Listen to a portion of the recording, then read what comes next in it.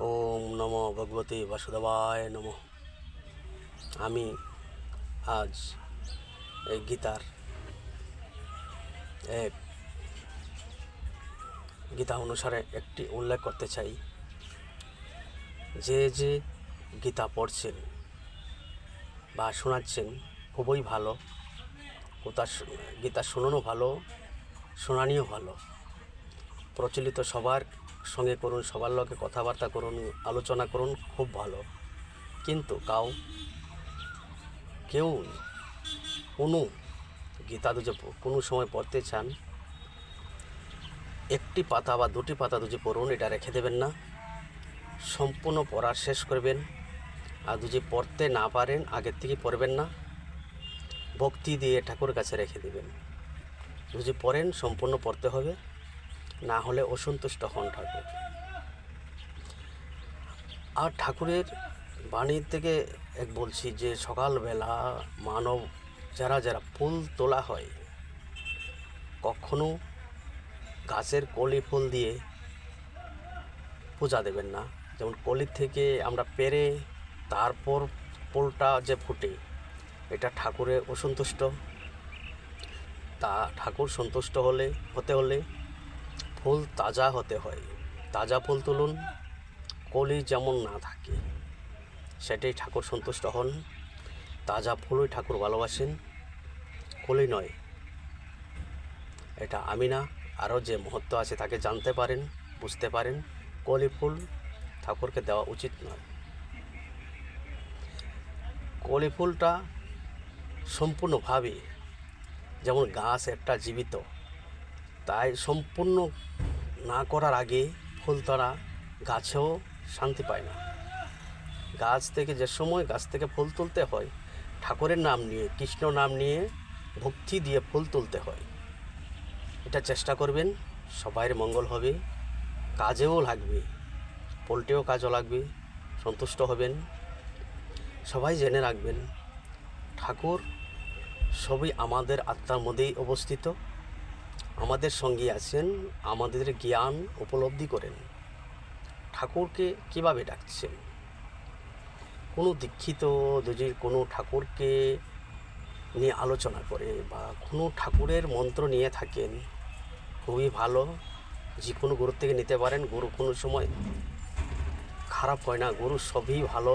গুরুর সঙ্গে মন্ত্র না নিলে, আমরা দীক্ষা না নিলে আমরা আত্মা সন্তুষ্ট হয় না। সব কাজ করবার আগে আমরা গীতা বা যে কোনো পূজা ফলে, যে কোনো কৃষ্ণ নাম হোক, আমরা যে কোনো শুভ কাজ করি, আগে আমাদের ঠাকুরের মন্ত্র নিতে হয়। কিন্তু ঠাকুরকে নিয়ে, ঠাকুরের আশীর্বাদ নিয়ে আমরা চতুর্দিকে যেতে পারি। আমরা বিভিন্ন রকম ঠাকুরকে ভজনা করতে পারি, পূজা করতে পারি। ঠাকুরও চায় আমার শিষ্য একদিন বড় হোক। ঠাকুরও আমরার জন্যই ঈশ্বরের সঙ্গে প্রার্থনা করে। ঠাকুর যে কৃষ্ণ, সবই তার লীলা। কৃষ্ণ, নারায়ণ, রাম সবই এক। সবার মধ্যে বিভিন্ন রকম ঠাকুর আছেন। মাতৃ হোক আর পিতৃ হোক, সবাই ঈশ্বরের সঙ্গেই বাস করেন। আমরার আত্মাও তানের সঙ্গেই তানের থেকেই সৃষ্টি আমাদের।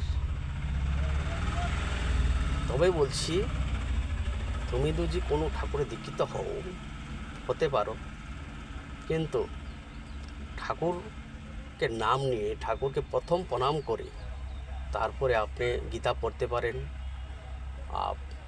যেদিকে যে কোনো আপনি বিভিন্ন রকমের পূজা পালে যেটা ইচ্ছা হয় আপনি দিতে পারেন, খুশি থাকবে ভগবান।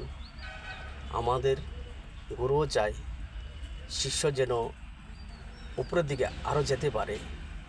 যেমন আমরা বাবাও চাই, মাতা চাই যে ছেলে বড় হোক, পড়াশোনা আমার থেকে আর বেশি করুক, আমার থেকে বেশি হোক, যোগ্যতা বেশি হোক। তেমনই ঠাকুরও আমাদের জন্য সেটাই চায়, আমার থেকে আরও বেশি হোক, আমার থেকে আরও জ্ঞানী হোক। ঠাকুর আমার শিষ্য হোক, আমার শিষ্য আমি আরও বড় দেখলে ঠাকুরেরই সন্তুষ্ট যে আমার শিষ্য উচ্চতে গেছে। সেটা বুঝতে হবে, জ্ঞান অনুসারে বুঝতে হবে। জ্ঞান যার নাই এ বুঝবে না, যে জ্ঞান সহকারে বুঝে এ বুঝতে পারবে গুরু কী চায়। গুরু এমনই একজন মঙ্গল, সবার মঙ্গল চায়। কে কতটুকু করতে পারে ঠাকুরের নাম নিয়ে, জ্ঞান ঠিক রেখে, কর্ম ঠিক রাখে, সব কিছু ঠিক রাখে, ঠাকুরের নাম রেখে সব কিছু রেখে যে উঠতে পারে সেই প্রকৃত জ্ঞানী। আর তাকেই সবাই ভালোবাসেন, গুরু ভালোবাসেন, ঠাকুরও ভালোবাসেন, সবাই ভালোবাসেন। গুরু আমাদের পথের সাথী। গুরু ভগবান থেকে সৃষ্টি, ভগবানই এখানে পাঠিয়েছেন আমরাকে ধর্মপথে এগিয়ে নেওয়ার জন্য। আমরা সেটাই উপলব্ধি করতে হবে। হরে কৃষ্ণ, হরে রাম।